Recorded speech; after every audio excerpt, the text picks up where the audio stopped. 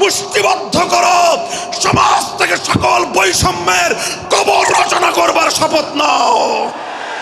হে হতাশাগ্রস্ত জাতি, আসো আল কোরআনের কাছে, আমরা তোমাদেরকে মুক্তির বার্তা শোনাই, আমরা তোমাদেরকে সান্ত্বনার বাণী শোনাবো। আসো হাতে হাত রাখি, সমস্ত বৈষম্য, জুলুম, স্বৈরতন্ত্রের কবর রচনা করে আল্লাহর কোরআনের সমাজ গড়বার জন্য হাতে হাত রাখি। যদি ইনসাফ কায়েম না করা যায়, ইসলাম অনুসরণ করা যায় না, যদি বেইনসাফের বিরুদ্ধে লড়াই না করতে পারো, মিথ্যে মুসলমানিত্বের দাবি ত্যাগ করো। তুমি যদি ইনসাফের জন্য যুদ্ধ করতে না পারো, তুমি যদি বৈষম্যের বিরুদ্ধে লড়াই করার হিম্মত না রাখো, মুসলমানের মিথ্যা দাবি করা ভণ্ডামি ছাড়া কিছুই নয়। আর সর্বোপরি যদি একটি বৈষম্যহীন সমাজ গড়বার জন্য শাহাদাতের রক্ত দিতে হয়, আবু সাঈদদের মতো বৈষম্যের বিরুদ্ধে বুক পেতে দিয়ে জীবন দেওয়ার জন্য শপথ নিতে হবে। কোরআনে পাকের এক একটা আয়াত, কোরআনের এক একটা বিধান আল্লাহর জমিনে বাস্তবায়ন করার জন্য আমাদের জীবন যৌবনের বাজি লাগায় দিতে হবে, বাজি লাগায় দিতে হবে ইনশাআল্লাহ। ইনসাফ কায়েম করতে গিয়ে ছুরি যদি নিজের সন্তানের হাতের উপর দিয়ে যায়, সে হাত স্তব্ধ হয়ে যাবে না, সে হাত থমকে দাঁড়াতে পারবে না। যেখান দিয়ে ইনসাফ যাবে সেখান দিয়ে ইনসাফকে চালিয়ে দিতে হবে। এই সমাজ, এই জমিন এখন বিপ্লবী চায়। সে বিপ্লব আব্রাহাম লিঙ্কনের আদর্শের বিপ্লব নয়, সে বিপ্লব কার্ল মার্কস, মাও সেতুং আর লেনিনদের বিপ্লব নয়। বাংলার মাটি আরেকটা বিপ্লব দেখতে চায়, সে বিপ্লব হবে আল কোরআনের বিপ্লব, সে বিপ্লব হবে ইসলামী সমাজ গঠনের বিপ্লব। সেই বিপ্লবের জন্য 2000 যুবক নয়, যদি 2 লক্ষ যুবকের তাজা বুকের শাহাদাতের রক্তের প্রয়োজন হয়, সে রক্ত দেওয়ার জন্য শহীদ ঈদগাহে কারা কারা জমায়েত হবে, কারা কারা জমায়েত হবে। হ্যাঁ, এটা শুধু কথার কথা না, শপথ। এটা কথার কথা না, শপথ। এটা অঙ্গীকার। কার সাথে? কার সাথে? যেই অপরাধ করে মন্ত্রীর দুলাভাই ছাড়া পেয়েছে, যেই অপরাধ করার পরে এমপির শালার শাস্তি হয় নাই, যেই অপরাধ করার পরে শিল্পপতির বিচার হয় নাই, যেই অপরাধ করার কারণে রাজনৈতিক নেতার কোনো বিচার হয় নাই, একই অপরাধ দুর্বল, গরিব, অসহায় মানুষ করার পরে তার উপর আইনের শাসন 100 ভাগের জায়গায় 200 ভাগ বাস্তবায়ন করা হয়। আল্লাহ নবী বলেছেন, পৃথিবীতে ইসলাম এসেছে শুধুমাত্র ইবাদত, নামাজ, রোজার, হজ, যাকাতের বিধান বাস্তবায়নের জন্য নয়। ইসলাম দুনিয়াতে আগমন করেছে, তার আগমনের অন্যতম উদ্দেশ্য হলো সমস্ত বৈষম্য দূর করে, জুলুম আর বেইনসাফি দূর করে বিশ্ব সভ্যতায় ন্যায় এবং ইনসাফ কায়েম করা।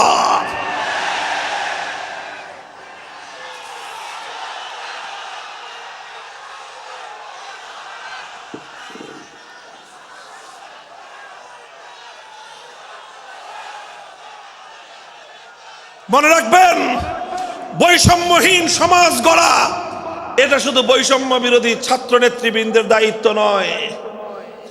বৈষম্যহীন সমাজ গড়া এটা শুধুমাত্র বৈষম্য বিরোধী ছাত্র নেতৃবৃন্দের দায়িত্ব নয়।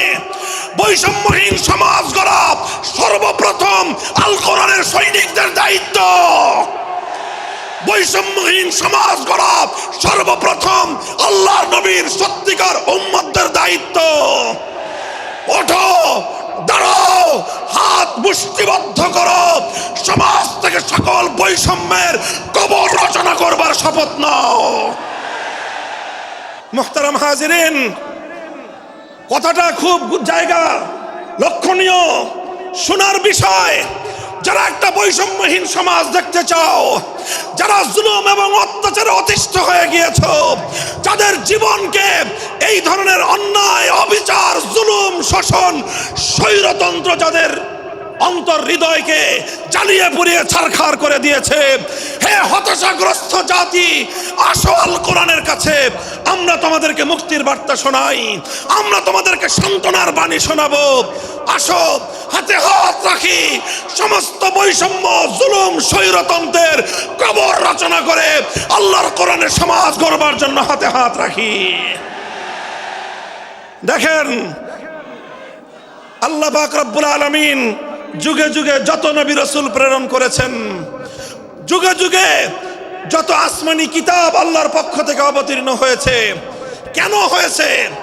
শুধুমাত্র মুসল্লিদের সমাজ গড়বার জন্য নয়, শুধুমাত্র রোজাদার সমাজ গড়ার জন্য নয়, অবশ্যই কোরআন এবং কিতাব নাজিল হয়েছে নামাজের জন্য, অবশ্যই কোরআন এবং কিতাব নাজিল হয়েছে রোজা, হজ, যাকাত সহ আল্লাহ পাকের যাবতীয় বিধান সমাজে বাস্তবায়ন করার জন্য।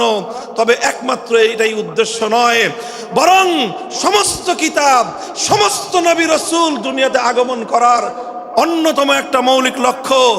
কোরআনে পাকের সূরাতুল হাদীদ থেকে তেলাওয়াত করেন, অর্থ বুঝেন, মর্ম বুঝার চেষ্টা করেন। লাকাদ আরসালনা রুসুলানা বিল বায়িনাতি ওয়াল হুদা ওয়া আনজালনা মাআহুমুল কিতাবা ওয়াল মিজান লিয়াকুমান নাসু বিল কিসত। আল্লাহ কোরআন বলছে যে আমি নবী রাসূল পাঠিয়েছি, আসমান থেকে যুগে যুগে কিতাব নাজিল করেছি। এই সব কিছুর অন্যতম একটা উদ্দেশ্য হলো লিয়াকুমান নাসু বিল কিসতি। কোরআন নাজিলের উদ্দেশ্য, নবী প্রেরণের উদ্দেশ্য, শরীয়ত প্রেরণের উদ্দেশ্য, ধর্ম প্রেরণের উদ্দেশ্য হলো, অন্যতম উদ্দেশ্য হলো লিয়াকুমান নাসু বিল কিসতি। মানব সমাজ থেকে অন্যায়, অবিচার, জুলুম, শোষণ দূরীভূত করে ন্যায় এবং ইনসাফ কায়েম করা, এটাই হলো ইসলামের অন্যতম মৌলিক লক্ষ্য। যদি ইনসাফ কায়েম না করা যায়, ইসলাম অনুসরণ করা যায় না। যদি বেইনসাফের বিরুদ্ধে লড়াই না করতে পারো, মিথ্যে মুসলমানিত্বের দাবি ত্যাগ করো। তুমি যদি ইনসাফের জন্য যুদ্ধ করতে না পারো, তুমি যদি বৈষম্যের বিরুদ্ধে লড়াই করার হিম্মত না রাখো, মুসলমানের মিথ্যা দাবি করা ভণ্ডামি ছাড়া কিছুই নয়।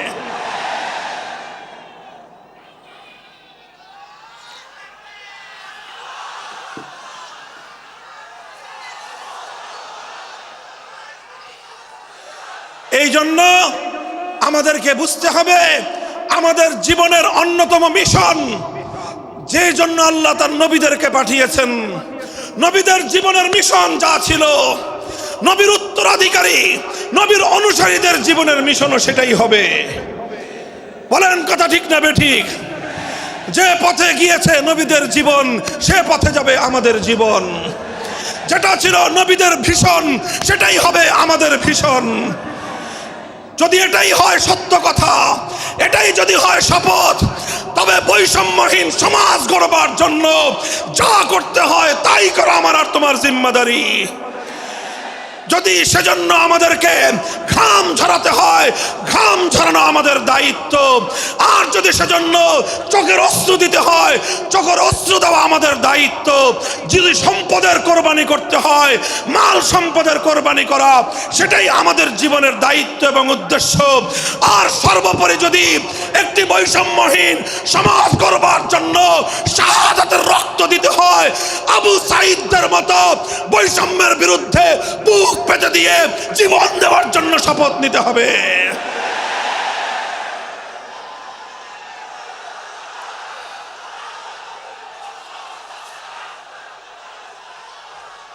এই প্রস্তুত থাকবেন তো ইনশাআল্লাহ? আল্লাহর নবী বললেন এই বৈষম্য চলবে না, এই বৈষম্য জাহিলিয়াত, এই বৈষম্য মূর্খতা। সমাজের মধ্যে নিজের দলের লোক অন্যায় করলে পাগার পার, বিরোধী দলের লোক অন্যায় করলে আইনের শাসনে 100 ভাগের জায়গায় 200 ভাগ। নিজেরা অপরাধ করলে সেই অপরাধীকে ছাড়িয়ে নেওয়ার জন্য সমস্ত আয়োজন। বিপক্ষ মতের লোকজন অপরাধ না করা সত্ত্বেও তাদেরকে কেচোর মতো মাটির গর্ত থেকে ধরে এনে তাদেরকে বিচারের মুখোমুখি দাঁড় করানো, অন্যায়ভাবে তাদের জীবন থেকে তাদের যৌবনের সময়গুলো কেড়ে নেওয়া, বছরের পর বছর অন্ধকার কারা প্রকোষ্ঠে তাদেরকে বন্দি করে রাখা। এই জুলুম এবং অন্যায়ের অবসান যদি না ঘটাতে পারো, পুরুষ এবং যুবক মানুষ হিসেবে আল্লাহর কাছে জবাবদিহিতার সুযোগ থাকবে না। কাজেই তাফসীরুল কোরআন শুধুমাত্র কোরআনের তেলাওয়াতের জন্য নয়, তাফসীরুল কোরআন শুধু আল্লাহর কোরআনের মর্ম বোঝানোর জন্য নয়, আল্লাহর কোরআন তেলাওয়াত করতে হবে, মর্ম বুঝতে হবে, আর তালিমে হিকমতের কর্মসূচির অধীনে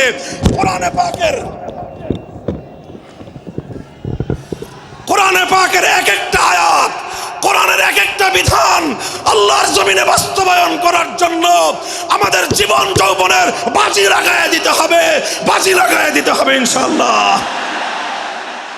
হযরত রাসূল আকরাম সাল্লাল্লাহু আলাইহি ওয়াসাল্লাম বলছিলাম, জাতির উদ্দেশ্যে প্রদত্ত মক্কা বিজয়ী মহাবীর আমিরুল মুমিনিন নবিয়ুল্লাহ খলিফাতুল্লাহ ফিল আরদ খলিফাতুল মুসলিমিন মুহাম্মদুর রাসূলুল্লাহ সাল্লাল্লাহু আলাইহি ওয়াসাল্লামের বক্তব্যের কথা আল্লাহর নবী বললেন, বৈষম্যের কারণে আল্লাহ পাক রব্বুল আলামিন পৃথিবীর বহু জাতিকে ধ্বংস করে দিয়েছেন।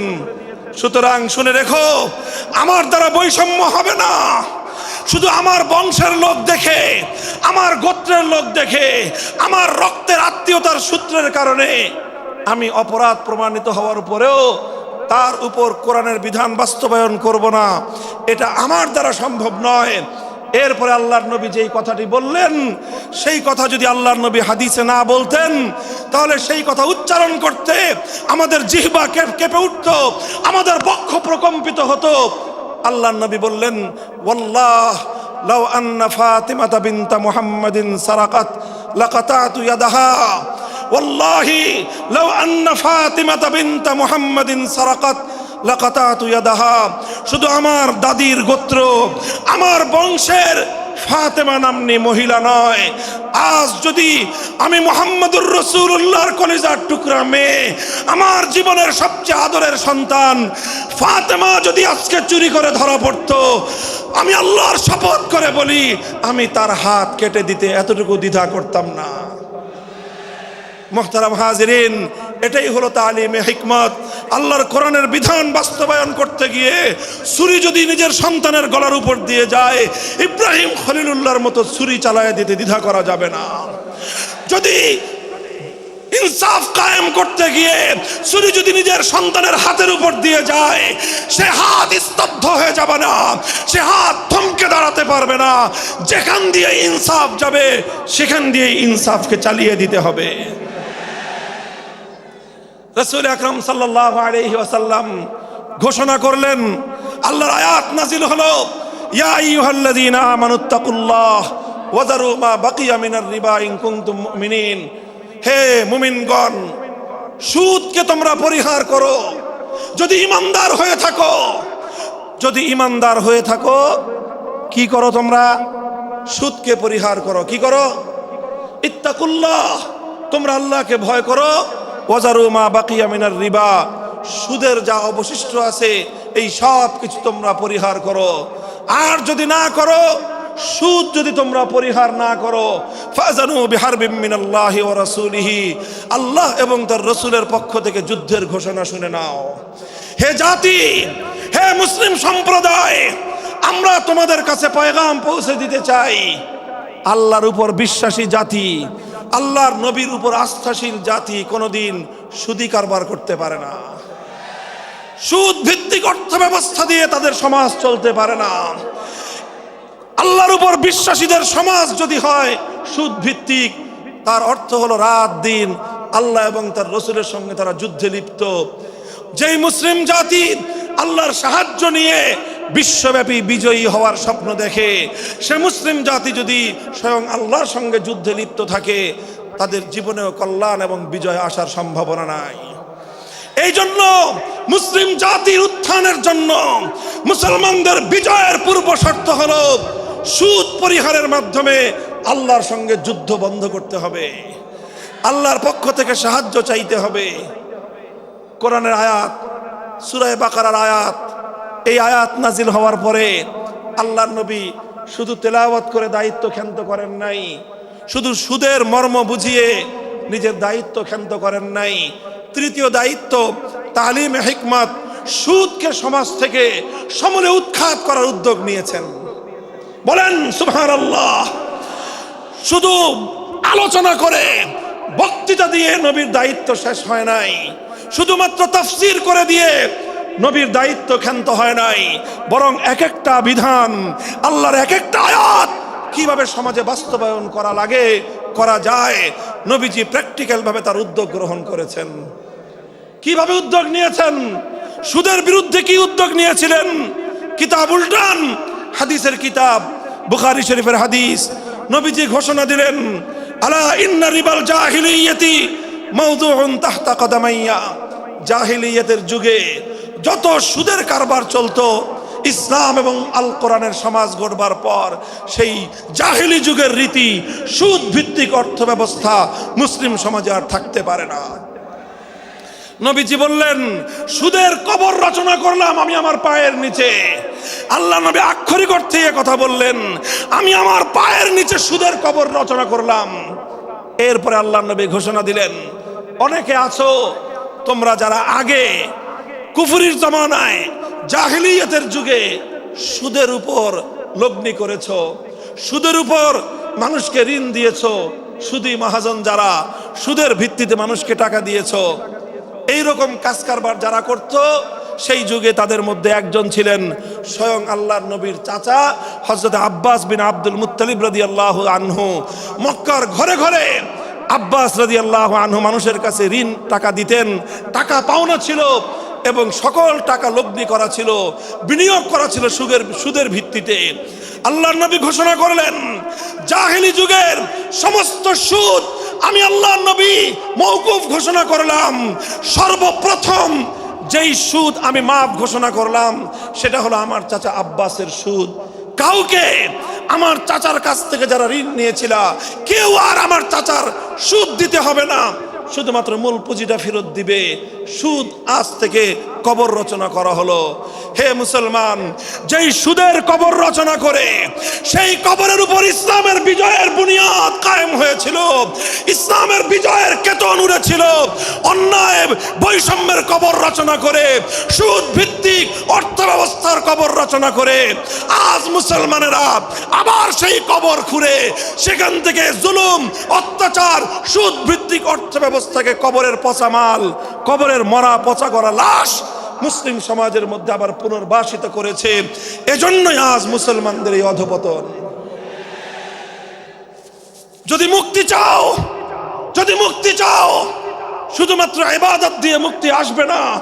ইবাদত যেমন করতে হবে, যেরকম নামাজ, রোজা, হজ, যাকাত, তাসবিহ, তাহলিল আদায় করতে হবে, ঠিক একই ভাবে সমাজ সংস্কার করার জন্য সমাজ থেকে জুলুম দূর করতে হবে, বৈষম্য দূর করতে হবে, বেইনসাফি দূর করতে হবে, সুদ ভিত্তিক অর্থ ব্যবস্থার বিরুদ্ধে জাতীয়ভাবে ঐক্য গড়ে তুলে সুদের বিরুদ্ধে যুদ্ধ ঘোষণা করতে হবে। রাজি আছেন তো ইনশাআল্লাহ? আল্লাহ পাক তৌফিক দান করেন। হাত নামান। 3 দফা কর্মসূচি গেল, তালিমে হিকমত সর্বশেষ আলোচনা ও সমাপ্তির দিকে। নবীজির 4 নম্বর কর্মসূচি হলো ওয়া ইউআল্লিমুহুমুল কিতাবা ওয়াল হিকমাতা ওয়া ইউযাক্কিহিম। ইউযাক্কিহিম অর্থ হলো তাজকিয়া। তাজকিয়ার অনেক অর্থ। তাজকিয়া বলে শুধুমাত্র পীর মুরিদি বোঝানো হয়, তাজকিয়া বলে শুধুমাত্র তাসাউফ চর্চা বোঝানো হয়, তাজকিয়া বলে শুধুমাত্র কিছু ওজিফা আদায় করা বোঝানো হয়। তাজকিয়ার আসল সারমর্ম হলো, একটু লক্ষ্য করে বুঝেন, খুব গভীর এবং তাৎপর্যময় একটা কথা। তাজকিয়ার মূল অর্থ হলো, দেখেন কর্মসূচি ছিল কয়টা? 4টা। 1 নম্বর কর্মসূচি ছিল তেলাওয়াতে কিতাবুল্লাহ, আল্লাহর কিতাবের তেলাওয়াত। 2 নম্বর কর্মসূচি ছিল তালিমে কিতাব, কিতাবুল্লাহ, আল্লাহর কিতাবের মর্ম বোঝানো। 3 নম্বর কর্মসূচি ছিল তালিমে হিকমত, অর্থাৎ আল্লাহর কিতাবের প্রত্যেকটা বিধান, প্রত্যেকটা বিষয়কে প্র্যাকটিক্যাল আমলে পরিণত করা, কার্যে পরিণত করা। কথা ঠিক না বেঠিক? 3 নম্বর কর্মসূচি হলো শুধু আমলে পরিণত করাই দায়িত্ব শেষ নয়, বরং আমলে পরিণত করার পরেও আরো অগ্রসর হতে হবে। 4 নম্বর কর্মসূচি হলো আল্লাহর কোরআনকে নিজের আখলাক এবং নিজের চরিত্রে পরিণত করা। কোরআনকে চরিত্রে পরিণত করা, কোরআনের চরিত্র অর্জন করা। কোরআন যে আখলাকের কথা বলেছে, কোরআন যেই চরিত্রের কথা বলেছে, সেই কোরআনই চরিত্র যখন একজন মানুষ গঠন করতে পারে, এটাকেই বলা হয় তাজকিয়া, এটার নামই হলো তাসাউফ। মুহতারাম হাজিরিন, আল্লাহর নবী নিজের জীবনে 100% আল্লাহর কোরআনকে নিজের চরিত্রে পরিণত করতে পেরেছিলেন। এই জন্য যদি কেউ জিজ্ঞাসা করে আল্লাহর নবীর সিরাত কি, নবীর জীবনীটা কি বলেন তো, সবচেয়ে সংক্ষিপ্ত অথচ সবচেয়ে পূর্ণাঙ্গ জবাব হলো, কি বললাম, সবচেয়ে সংক্ষিপ্ত অথচ সবচেয়ে পূর্ণাঙ্গ। নবীর জীবন সম্পর্কে সবচেয়ে সংক্ষিপ্ত এবং সবচেয়ে পূর্ণাঙ্গ বর্ণনা হলো কানা খুলুকুহু আল কোরআন, আমার নবীর চরিত্র ছিল কোরআন। কোরআন যা বলেছে নবীর চরিত্রে সেটা বাস্তবায়িত হয়েছে, নবীর আখলাকে সেটা বাস্তবায়িত হয়েছে। নবীজির কথাবার্তা, নবীজির উঠা বসা, নবীজির আচার ব্যবহার, নবীজির প্রত্যেকটা অ্যাক্টিভিটি, এমনকি চিন্তা চেতনা সব যখন আল্লাহর কোরআন অনুযায়ী তৈরি হয়, তখন সেটাকেই বলা হয় তাজকিয়া। আর এটাই হলো কোরআনকে কেন্দ্র করে চতুর্থ কর্মসূচি। মুহতারাম হাজিরিন, আমি আমার আলোচনা এবার সমাপ্তির দিকে টেনে নিয়ে যাই। আসুন আমরা আল্লাহর কোরআনকে সেন্টারে রেখে একটা সমাজ বিনির্মাণের চেষ্টা করি। সেই সমাজ বিনির্মাণের জন্য প্রথম কাজ, ঘরে ঘরে কানে কানে কোরআনের তেলাওয়াতের আওয়াজ পৌঁছে দেই। 2 নম্বর, প্রতিটি মুসলমানের কাছে কোরআনের মর্ম বোঝানোর চেষ্টা পৌঁছে দেই। 3 নম্বর হলো কোরআনের প্রত্যেকটা বিধান সমাজে, ব্যক্তিগত জীবনে, পরিবার জীবনে, সমাজে, রাষ্ট্র জীবনে বাস্তবায়ন করার উদ্যোগ নেই। চতুর্থ কর্মসূচি হলো আল্লাহর কোরআনকে নিজের আখলাক, নিজের চরিত্রে রূপান্তরিত করার জন্য সর্বাত্মক চেষ্টা চালাই। ইনশাআল্লাহ রাজি আছি তো? ইনশাআল্লাহ রাজি আছেন তো? আল্লাহর কোরআন শুধুমাত্র তেলাওয়াত নয়, শুধুমাত্র তাফসীর আর ব্যাখ্যা নয়, এই কোরআনকে বাস্তবে পরিণত করবার জন্য মুসলমানরা যদি উদ্যোগ গ্রহণ করে, আগামীর বিশ্ব হবে ইসলামের বিশ্ব, আগামীর বিশ্ব হবে আল কোরআনের বিশ্ব ইনশাআল্লাহ। বাংলাদেশ বাংলাদেশ বাংলাদেশ নিয়ে আমার আখেরি বার্তা এখন হলো, বিপ্লবের জন্য বাংলাদেশ উর্বর হয়ে আছে। কথা বলেন ঠিক না বেঠিক? বৃষ্টির পানি পড়লে যেভাবে শীতকালের পরে বৃষ্টির পানি পড়ার সঙ্গে সঙ্গে ফসলের মাঠ যেমন চাষাবাদের জন্য উর্বর হয়ে যায়, আবু সাইদ, মুগ্ধ, সিফাত হাসান, এভাবে আমাদের অসংখ্য অগণিত বীর শহীদদের রক্ত ভেজায় বাংলার মাটি এখন ইসলামী বিপ্লবের জন্য উর্বর হয়ে আছে, আল কোরআনের বিপ্লবের জন্য উর্বর হয়ে আছে। এই সমাজ, এই জমিন এখন বিপ্লবী চায়। সে বিপ্লব আব্রাহাম লিঙ্কনের আদর্শের বিপ্লব নয়, সে বিপ্লব কার্ল মার্কস, মাও সেতুং আর লেনিনদের বিপ্লব নয়। বাংলার মাটি আরেকটা বিপ্লব দেখতে চায়, সে বিপ্লব হবে আল কোরআনের বিপ্লব, সে বিপ্লব হবে ইসলামী সমাজ গঠনের বিপ্লব। সেই বিপ্লবের জন্য 2000 যুবক নয়, যদি 2 লক্ষ যুবকের তাজা বুকের শাহাদাতের রক্তের প্রয়োজন হয়, সে রক্ত দেওয়ার জন্য শহীদ ঈদগাহে কারা কারা জমায়েত হবে, কারা কারা জমায়েত হবে। হ্যাঁ, এটা শুধু কথার কথা না, শপথ। এটা কথার কথা না, শপথ। এটা অঙ্গীকার। কার সাথে? কার সাথে? ইনশাআল্লাহ এই শপথ এবং অঙ্গীকারের উপর আমরা আমাদের জীবনের অবশিষ্ট সময়গুলো অতিক্রম করার চেষ্টা করব। করবেন তো ইনশাআল্লাহ? আল্লাহ পাক কবুল করুন, তৌফিক দান করেন। 3 দিন ব্যাপী আজিমুস শান তাফসীরুল কোরআন মাহফিলের এই আয়োজন সার্থক হোক, ইসলামী সমাজ গঠনের জন্য এখান থেকে মানুষ অনুপ্রেরণা নিয়ে ঘরে ফেরুক, ঘরে ঘরে কোরআনের আলো, ঘরে ঘরে কোরআনের তেলাওয়াত, কোরআনের তালিম এবং কোরআনের হিকমতের আমল শুরু হোক। আল্লাহ আমাদের সকলকে গ্রহণ করুন, তৌফিক দান করেন। ওয়া আখিরু দাওয়ানা আলহামদুলিল্লাহি রাব্বিল আলামিন।